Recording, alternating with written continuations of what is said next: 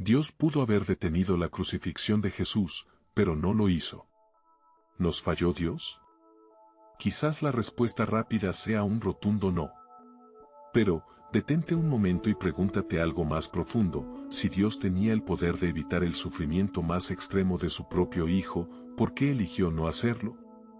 ¿Es amor, o es indiferencia vestida de un plan incomprensible? En esta historia, vamos a explorar una pregunta que quizás te haya rondado la cabeza en esas noches de insomnio, una pregunta que la fe a menudo esquiva con respuestas prefabricadas. ¿Qué significa realmente la inacción divina? Porque si lo piensas bien, la historia de la humanidad está plagada de momentos en los que clamamos al cielo pidiendo ayuda, implorando un milagro, y el cielo permanece en un silencio sepulcral. Tú, en tu propia vida, seguro que has experimentado ese silencio. Esa llamada desesperada que no es contestada. Esa oración angustiada que parece rebotar en el vacío. Has visto injusticias, has sufrido pérdidas, has presenciado el dolor del mundo, y te has preguntado, ¿dónde está Dios en todo esto?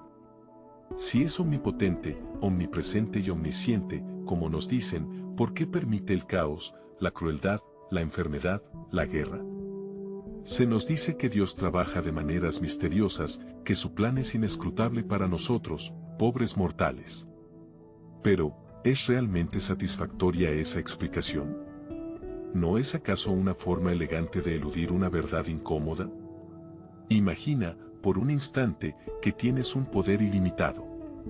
El poder de detener el sufrimiento, de aliviar el dolor, de evitar la tragedia. Y, sin embargo, eliges no intervenir. ¿Cómo definirías esa elección? ¿Compasión? ¿Amor? ¿O algo mucho más oscuro? La crucifixión de Jesús, ese evento central en la fe cristiana, se convierte entonces en un espejo perturbador. Un espejo que refleja no solo el sacrificio, sino también, quizás, una cierta forma de abandono divino. Porque, seamos honestos, si Dios no intervino en ese momento crucial, ¿cuándo lo hará? ¿Cuándo se dignará a romper su silencio ensordecedor y actuar en nuestro favor? Algunos dirán que el sufrimiento es necesario, que forma parte de un plan mayor, que nos fortalece, que nos enseña. Pero, ¿a qué precio? ¿Es justo que inocentes sufran para que otros aprendan? ¿Es aceptable que la crueldad y la injusticia prosperen en nombre de un supuesto plan divino? Y si el sufrimiento es tan valioso, ¿por qué luchamos contra él con todas nuestras fuerzas? ¿Por qué buscamos alivio, cura, consuelo? ¿No estaremos, acaso, desafiando el plan de Dios al hacerlo? La inacción divina, este escándalo silencioso que resuena a lo largo de la historia, nos obliga a cuestionar nuestras creencias más profundas. Nos confronta con la posibilidad de que Dios, tal como lo imaginamos, no sea lo que pensamos que es. O, peor aún, que quizás no esté ahí en absoluto, observándonos desde la lejanía, indiferente a nuestro destino. No te estoy diciendo que abandones tu fe. Te estoy invitando a cuestionarla, a examinarla con ojos críticos, a no aceptar respuestas fáciles y prefabricadas. Porque la fe verdadera, la fe que vale la pena vivir, no es una fe ciega, sino una fe que se atreve a preguntar, a dudar, a buscar la verdad, incluso en los rincones más oscuros de la inacción divina. ¿Es posible que el silencio de Dios no sea una prueba de su ausencia, sino una invitación a nuestra propia acción? Quizás el milagro que esperamos no venga del cielo, sino de nuestras propias manos. ¿Y si la verdadera divinidad reside en nuestra capacidad de compasión, de empatía, de lucha contra la injusticia, en lugar de esperar una intervención divina que quizás nunca llegue? En este viaje que emprendemos juntos, no buscaremos respuestas definitivas, sino preguntas incómodas.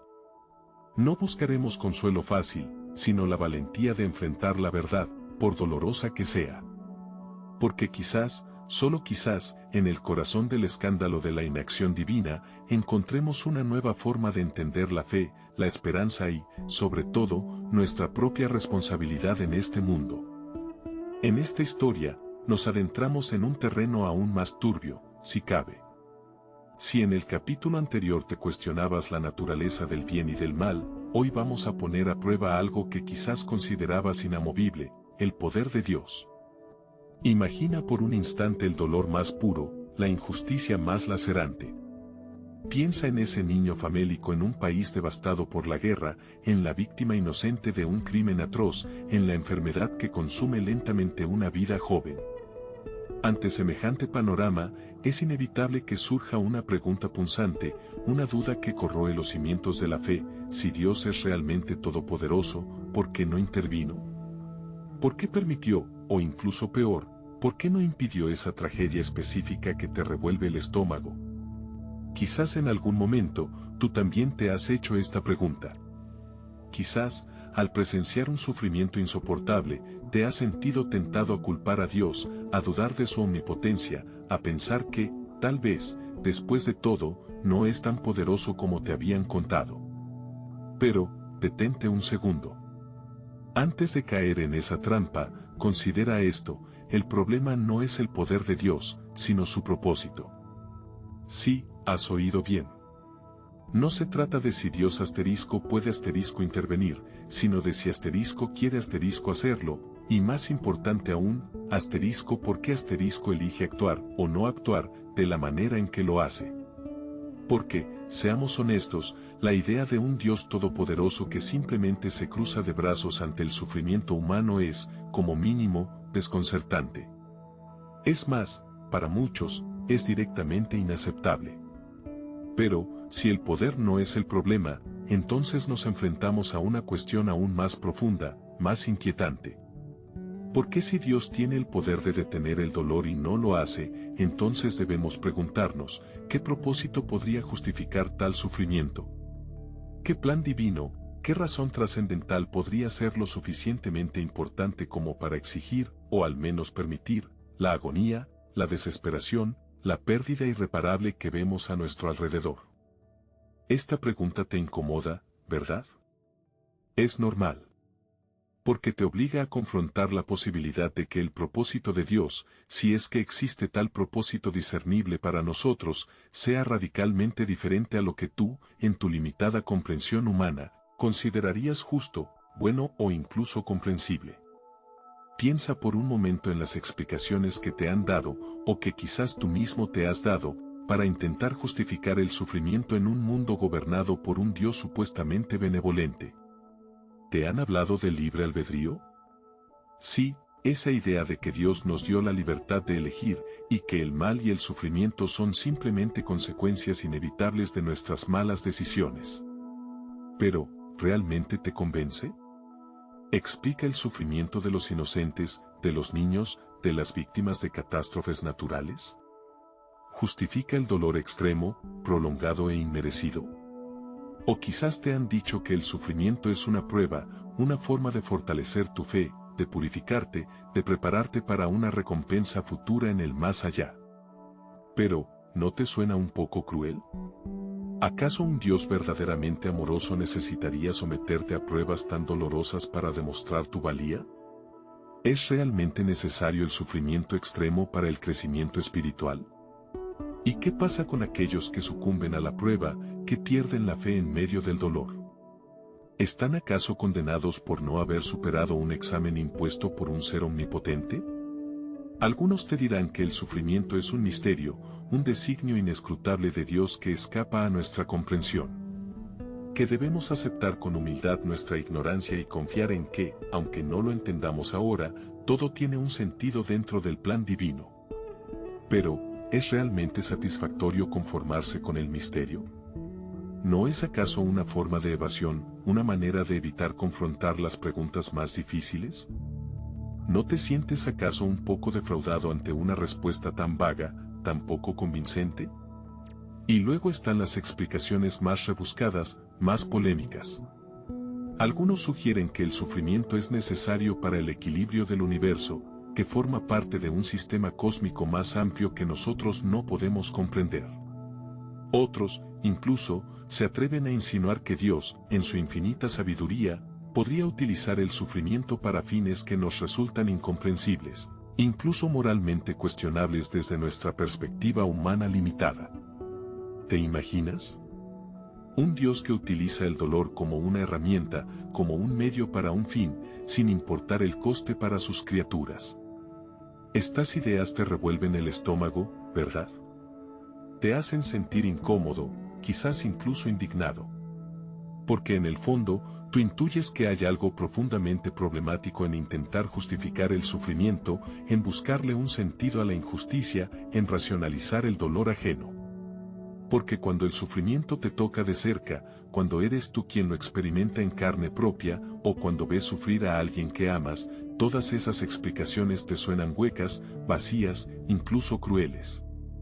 Y es precisamente en ese punto de incomodidad, en esa confrontación con lo inexplicable, donde comienza el verdadero viaje.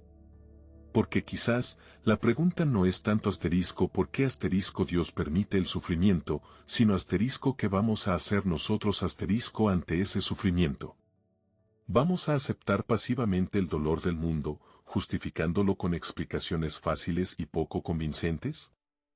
¿O vamos a rebelarnos contra la injusticia, a luchar contra el sufrimiento, a buscar activamente formas de aliviar el dolor ajeno, incluso si eso significa cuestionar las ideas preconcebidas sobre Dios y su propósito? Porque quizás, el verdadero propósito divino no sea un plan cósmico inescrutable, sino algo mucho más simple, mucho más cercano, algo que depende directamente de ti. Quizás, el propósito de Dios, si es que podemos hablar de un propósito en términos humanos, sea precisamente desafiarte a ti, a cada uno de nosotros, a convertirnos en agentes de consuelo, de esperanza, de amor en un mundo lleno de dolor.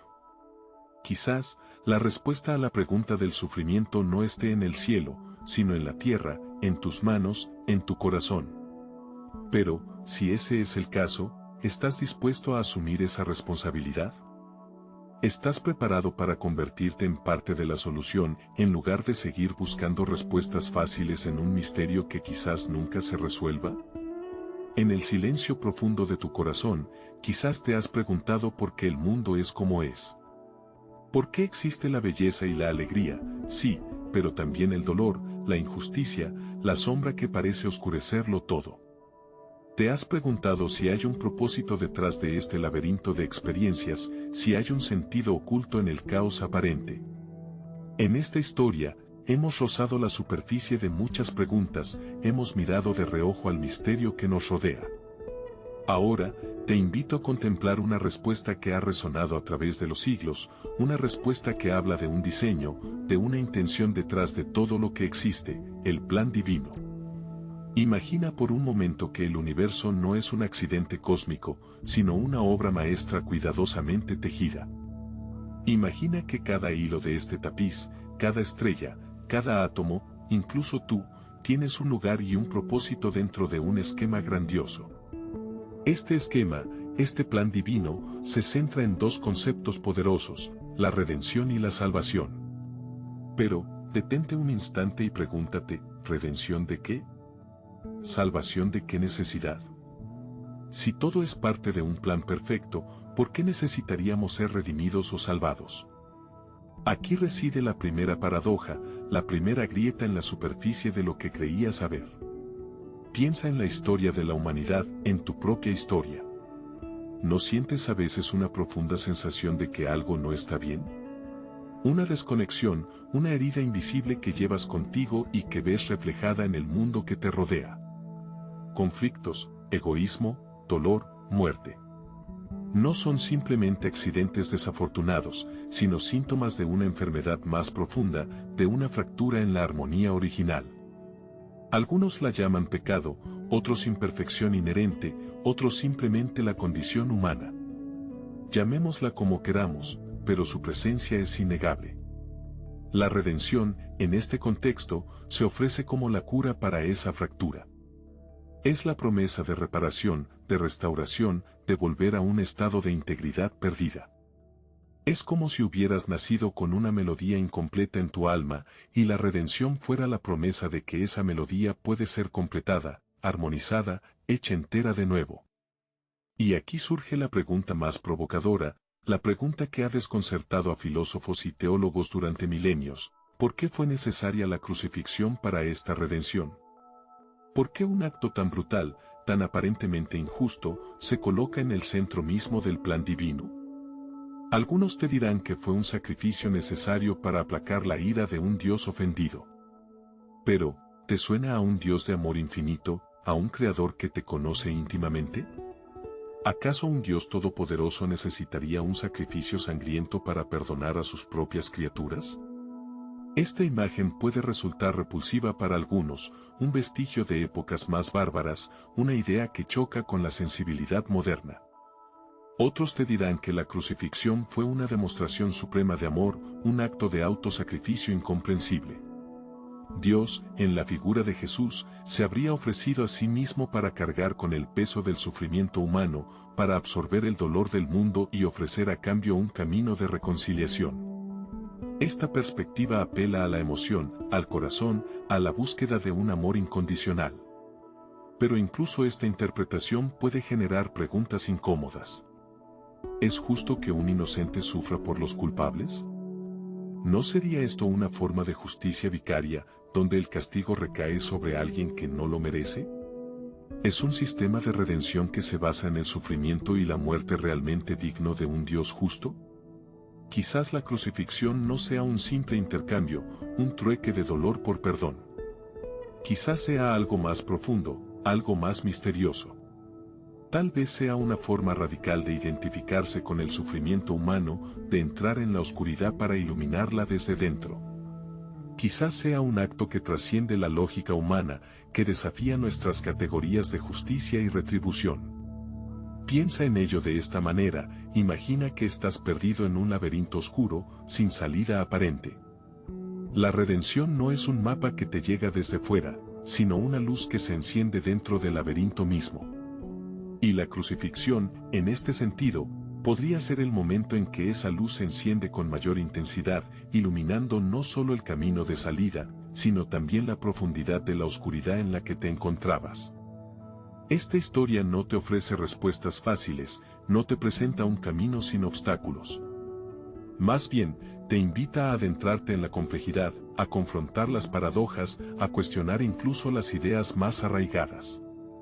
Porque quizás, en la búsqueda honesta y valiente de la verdad, en el reconocimiento de las sombras y las luces, puedas empezar a vislumbrar, a tu propia manera, la resonancia del plan divino. El eco distante de una melodía de redención que busca completar la sinfonía de tu alma. Sientes ese peso sobre tus hombros, ¿verdad? No hablo del cansancio después de un día largo, o de la presión del trabajo. Hablo de algo más profundo, algo que llevas contigo a cada instante, aunque intentes ignorarlo. Es como una mancha invisible, pero que sientes que te oscurece por dentro. A eso, en esta historia, lo llamamos pecado. No te confundas con sermones anticuados o con reglas sin sentido. Piensa en ello de esta manera, eres un ser con una capacidad asombrosa para crear, para amar, para conectar. Pero, ¿cuántas veces has usado esa capacidad para herir, para manipular, para destruir? ¿Cuántas veces has elegido el camino fácil, el egoísta, aunque sabías que dañaría a otros, incluso a ti mismo?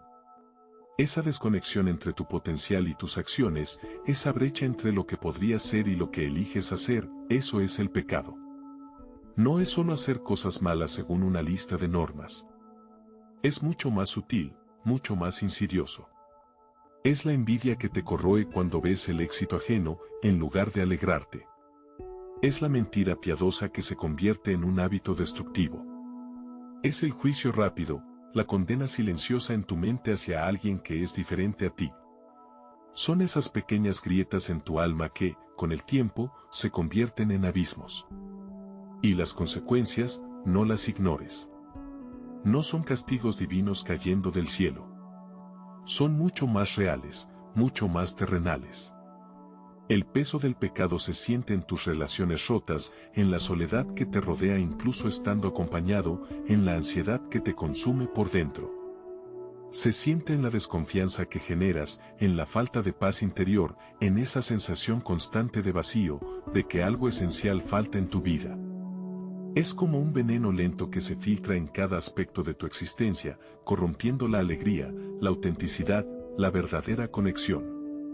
Necesitas una solución, lo sabes. Instintivamente buscas alivio en placeres fugaces, en el éxito material, en la aprobación ajena. Pero esas son solo vendas que no curan la herida profunda. El pecado, esa desconexión fundamental, requiere una reconciliación, una expiación. Necesitas reparar el daño, restaurar el equilibrio, volver a conectar con esa parte de ti que anhela la bondad, la verdad, la belleza. Pero aquí surge una pregunta que quizás te incomode, una pregunta que tal vez has evitado hacerte, pero, ¿por qué esta expiación específica?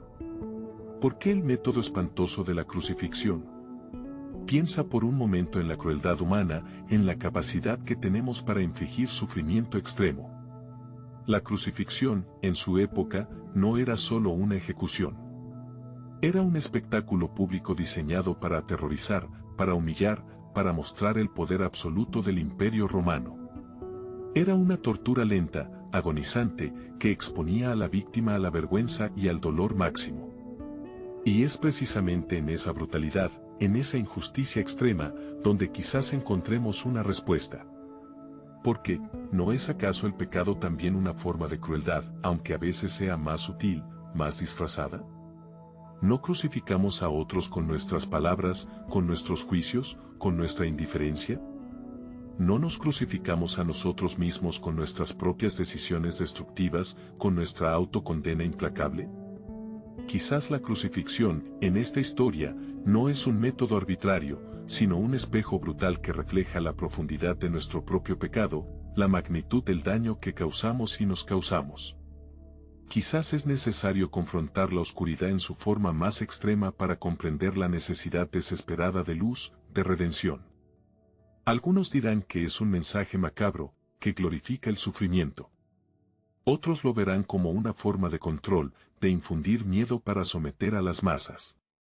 Y quizás, en la historia humana, ha sido utilizado de esa manera. Pero, ¿y si hubiera otra lectura? ¿Y si la crucifixión, en esta narrativa, no es un fin en sí mismo, sino el punto más bajo, el abismo desde el cual solo cabe la resurrección, la transformación, la esperanza? Piensa en la paradoja, la muerte más humillante, el sufrimiento más extremo, convirtiéndose en el símbolo de la mayor esperanza, del mayor amor. ¿No es acaso en los momentos más oscuros de tu propia vida donde has encontrado la mayor fuerza, la mayor claridad, la mayor posibilidad de cambio? Tal vez la expiación a través de la crucifixión, en esta historia, no es una solución fácil, no es un camino cómodo. Es un camino doloroso, un camino que confronta la realidad más cruda de nuestra condición humana. Pero quizás, solo a través de esa confrontación, a través de reconocer la profundidad de nuestra propia oscuridad, podamos realmente comprender la necesidad y la magnitud de la luz que se ofrece.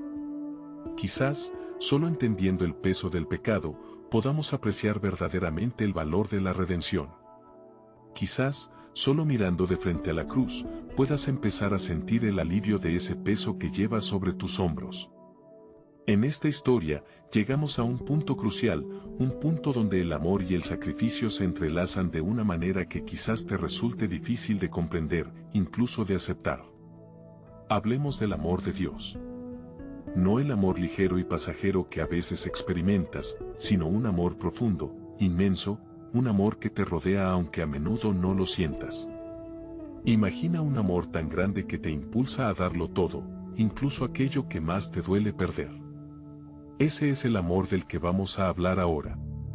Piensa por un momento en las decisiones difíciles que has tomado en tu vida, esas decisiones que te han costado lágrimas, noches de insomnio, un pedazo de tu propia alma. ¿Qué te motivó a tomarlas? Seguramente, en muchas de ellas, el amor estuvo presente. Amor por un hijo, por un padre, por una pareja, incluso por un ideal. Este amor terrenal, aunque poderoso, es solo un pálido reflejo del amor divino, un amor que se extiende más allá de lo comprensible, un amor que eligió el sacrificio como su máxima expresión. Y aquí es donde entra Jesús. No lo veas como una figura lejana, intocable, encerrada en las páginas de un libro antiguo. Piensa en él como alguien real, alguien que sintió el peso del mundo sobre sus hombros, alguien que eligió caminar por un sendero de dolor y rechazo. Y lo hizo voluntariamente. Detente un instante en esa palabra, voluntariamente. Nadie le obligó. No fue un accidente, ni una víctima del destino. Él eligió. Eligió enfrentar la incomprensión, la traición, la tortura, la muerte. ¿Por qué? Por amor. Por ese mismo amor inmenso del que te hablaba antes, el amor de Dios. Ahora, sé lo que quizás estás pensando. Y es una pregunta que resuena en el corazón de muchos, una pregunta que incluso puede haberte rondado a ti mismo en momentos de duda o sufrimiento, pero si Dios es amor, ¿por qué un camino tan doloroso? ¿No podría haber habido otra manera? Es una buena pregunta, una pregunta que merece ser explorada con honestidad y sin miedo. Porque si te soy sincero, la respuesta no es fácil, no es una fórmula mágica que disipe todas las dudas al instante. Requiere que te adentres en terrenos complejos, que te enfrentes a paradojas que quizás te incomoden. Piensa en esto, ¿alguna vez has amado tanto a alguien que has estado dispuesto a sufrir por esa persona? ¿A renunciar a algo valioso para ti, a soportar una carga pesada para aliviar la suya? Cuando amas de verdad, el dolor del otro te duele como si fuera propio. Y a veces, el amor te impulsa a asumir ese dolor, a interponerte entre la persona amada y el sufrimiento. Ahora, eleva esa idea a la enésima potencia. Imagina un amor que no solo abarca a una persona, sino a toda la humanidad. Un amor que ve el dolor del mundo, la injusticia, la oscuridad que a veces parece envolverlo todo. Un amor que no se queda de brazos cruzados, que no ignora el sufrimiento, sino que se involucra, se ensucia las manos, se arriesga a ser herido. Quizás te preguntes, ¿pero por qué tenía que ser así? ¿Por qué la cruz? ¿Por qué tanto sufrimiento?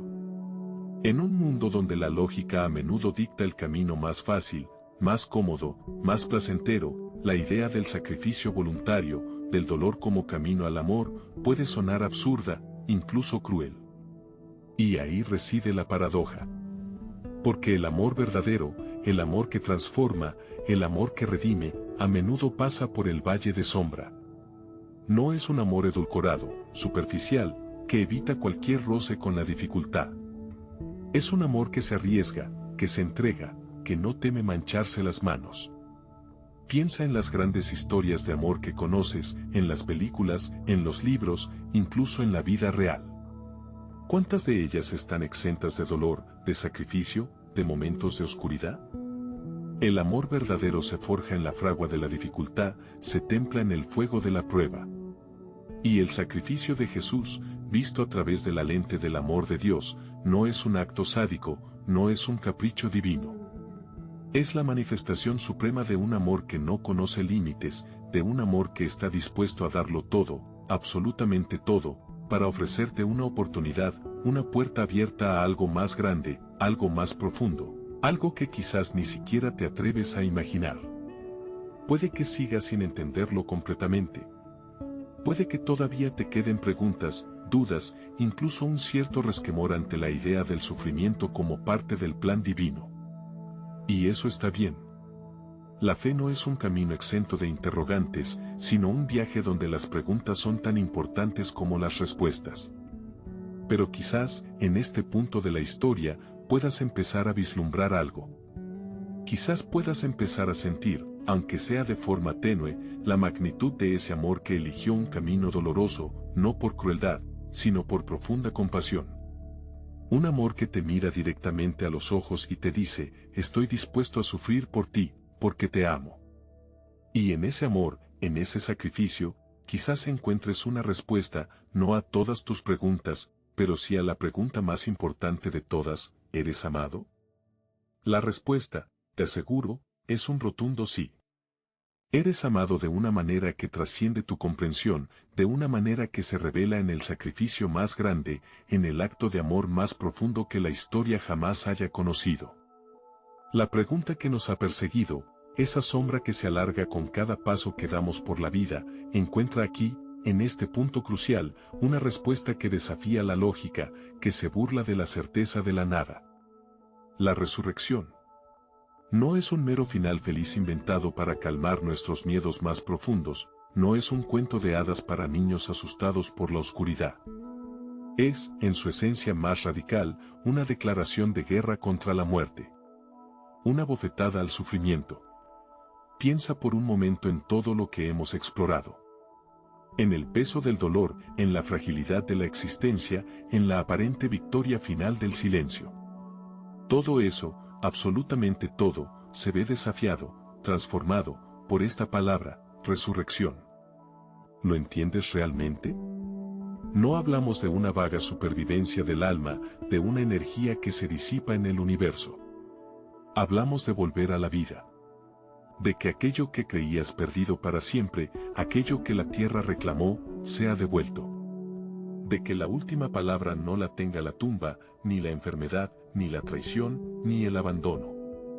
Es una idea tan audaz, tan escandalosa, que casi suena ridícula en este mundo donde lo tangible, lo medible, lo demostrable, reina supremo. Un mundo que te enseña desde niño que la muerte es el final, el punto y aparte definitivo. Un mundo que te bombardea constantemente con la evidencia de la decadencia, de la enfermedad, del adiós irrevocable. Y en medio de todo ese ruido, de esa aparente certeza sombría, surge esta promesa. La promesa de que incluso la muerte puede ser vencida. Que ese abismo que te aterra, ese vacío que te espera, no es el final, sino un umbral. Pero detente un segundo. ¿Comprender la resurrección realmente responde a esa pregunta inicial que nos atormentaba? ¿Resuelve el misterio del sufrimiento, del sinsentido aparente, de la injusticia que grita en cada rincón del mundo? Quizás pienses que es una escapatoria fácil. Un consuelo barato para aquellos que no pueden aceptar la dura realidad. Ya, resucitaremos, dirás con cinismo, ¿y mientras tanto qué? Mientras tanto aguantamos el dolor, la enfermedad, la pérdida, con la esperanza de una recompensa futura que nadie nos garantiza. Es una objeción válida. Es la duda que carcome, la pregunta que no se calla. Porque la resurrección, si se entiende superficialmente, puede parecer una promesa vacía, un cheque sin fondos. Una forma de posponer el problema en lugar de enfrentarlo. Pero, ¿y si no es así? ¿Y si la resurrección no es solo una promesa para el futuro, sino una realidad que transforma el presente? ¿Y si no es una evasión de la realidad, sino la clave para comprenderla en toda su profundidad, en toda su complejidad, incluso en su dolor más agudo?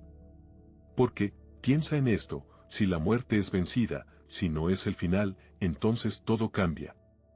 El sufrimiento, aunque siga siendo real, aunque siga siendo doloroso, ya no tiene la última palabra. La injusticia, aunque siga existiendo, aunque siga clamando al cielo, no es definitiva. El sinsentido, aunque a veces nos abrume, no es la verdad última. Si la resurrección es real, entonces el amor tiene sentido, incluso frente a la pérdida. La esperanza tiene sentido, incluso en medio de la desesperación. La lucha por la justicia, por la verdad, por la belleza, tiene sentido, incluso en un mundo que parece a menudo regido por la crueldad y la indiferencia. ¿Qué significa esto para ti, aquí y ahora? Significa que tu vida, con todas sus luces y sombras, con sus alegrías y sus dolores, con sus victorias y sus fracasos, tiene un valor incalculable. Significa que no estás solo en tu lucha, que no estás abandonado a tu suerte en un universo indiferente. Significa que incluso en los momentos más oscuros, en los abismos más profundos, hay una luz, una esperanza, una promesa de renovación, de restauración, de resurrección. No te estoy pidiendo que creas ciegamente. Te estoy invitando a considerar la posibilidad. A abrir tu mente y tu corazón a una idea que desafía tus preconceptos, que pone en jaque tus certezas, que te obliga a repensar todo lo que creías saber sobre la vida y la muerte. Porque si la resurrección es verdad, entonces no solo cambia el final de la historia, sino toda la historia. Tu historia. Mi historia. La historia de la humanidad. Y quizás, solo quizás, en esa verdad escandalosa, en esa promesa audaz, encontremos no solo la respuesta a la pregunta que nos atormenta, sino también el comienzo de una nueva forma de vivir. Una forma de vivir con esperanza, con valentía, con amor, incluso en medio de un mundo que a menudo parece empeñado en demostrarnos lo contrario. Una forma de vivir, sabiendo que la última palabra no la tiene la muerte, sino la vida. La vida resucitada. En esta historia, vamos a sumergirnos en un territorio a menudo inexplorado, un lugar que puede resultar incómodo pero que, paradójicamente, es esencial para crecer en la fe, el terreno de las preguntas sin respuesta. ¿Alguna vez te has encontrado mirando al cielo estrellado, preguntándote por el propósito de todo esto? ¿Te has cuestionado por qué ocurren tragedias inexplicables, por qué el sufrimiento parece tan injusto? Seguro que sí. Todos lo hemos hecho. Y en esos momentos, es fácil sentirse perdido, incluso abandonado. La vida está llena de interrogantes. Desde los misterios del universo hasta los entresijos de la condición humana, las dudas nos rodean como una niebla espesa. Y en el ámbito de la fe, estas preguntas pueden volverse aún más punzantes. ¿Por qué un Dios omnipotente permite el mal? ¿Cómo reconciliar la libertad humana con la predestinación divina? ¿Qué ocurre realmente después de la muerte? Son cuestiones que han atormentado a filósofos, teólogos y personas comunes durante siglos. Y la verdad es que, muchas veces, no hay respuestas fáciles. No hay fórmulas mágicas que disipen todas las dudas como por arte de magia. De hecho, a veces, cuanto más profundizas, más intrincado se vuelve el laberinto. Quizás te hayan enseñado que la fe implica tener todas las respuestas. Que dudar es un signo de debilidad, incluso de falta de fe. Pero, ¿y si te dijera que las preguntas, incluso las más difíciles, pueden ser un camino hacia una fe más profunda y auténtica? Imagina por un momento a los grandes personajes bíblicos. Abraham, cuestionando el mandato de sacrificar a su hijo Isaac. Job, clamando a Dios en medio de un sufrimiento incomprensible. Incluso el propio Jesús, en la cruz, gritando, Dios mío, ¿por qué me has abandonado? ¿Acaso estos no son ejemplos de personas que vivieron con preguntas sin respuesta? ¿Acaso su fe era menor por ello? La fe no es un manual de instrucciones con soluciones predefinidas para cada problema. No es un conjunto de dogmas rígidos que ahogan la curiosidad y el cuestionamiento. Más bien, es un viaje, una búsqueda constante, un diálogo íntimo con lo trascendente. Y en ese viaje, las preguntas son compañeras inevitables. A veces, esas preguntas pueden ser como espinas clavadas en el corazón. Pueden generar angustia, confusión, incluso rabia. Es posible que te sientas tentado a alejarte, a renunciar a la búsqueda, a refugiarte en la comodidad de las respuestas simples, aunque sean superficiales. Pero te invito a resistir esa tentación. Te invito a abrazar las preguntas, a vivir con ellas, a permitir que te moldeen y te transformen. Porque en el fondo de la incertidumbre, en el corazón del misterio, puede residir una verdad más profunda de lo que jamás imaginaste. Piensa en la paradoja del libre albedrío. Se nos dice que somos libres, capaces de elegir nuestro propio camino. Pero, ¿cómo conciliar esa libertad con la omnisciencia divina? Si Dios sabe todo lo que haremos, ¿en qué sentido somos realmente libres?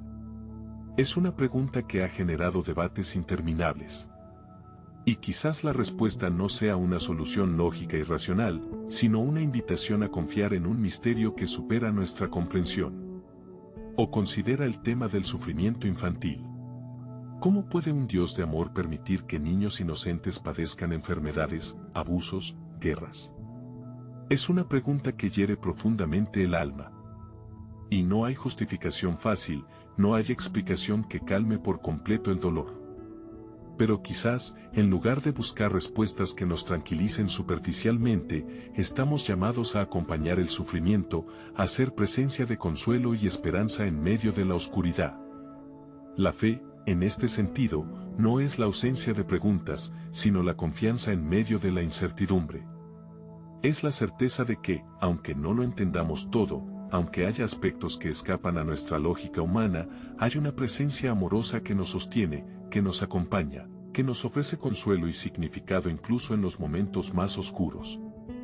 Es aceptar que hay límites a nuestro entendimiento, que somos criaturas finitas intentando comprender un misterio infinito. Es reconocer que la fe no es una fórmula matemática, sino una relación personal, un encuentro con lo trascendente que se vive en el corazón, más que en la mente. Y en esa relación, en ese encuentro, encontramos consuelo. Encontramos paz. Encontramos la fuerza para seguir adelante, incluso cuando las preguntas persisten y las respuestas se resisten. Porque la fe no se basa en tener todas las respuestas, sino en confiar en que, aunque no veamos el camino completo, hay una luz que guía nuestros pasos. Así que, si te encuentras navegando por el mar de las preguntas sin respuesta, no te desanimes. No te sientas solo. Muchos antes que tú, y muchos contigo ahora, comparten esa misma búsqueda. Y en esa búsqueda, en esa comunidad de fe, podemos encontrar apoyo, inspiración y la certeza de que, aunque el camino sea incierto, no estamos caminando solos. Si has llegado hasta aquí, es porque este tema te importa.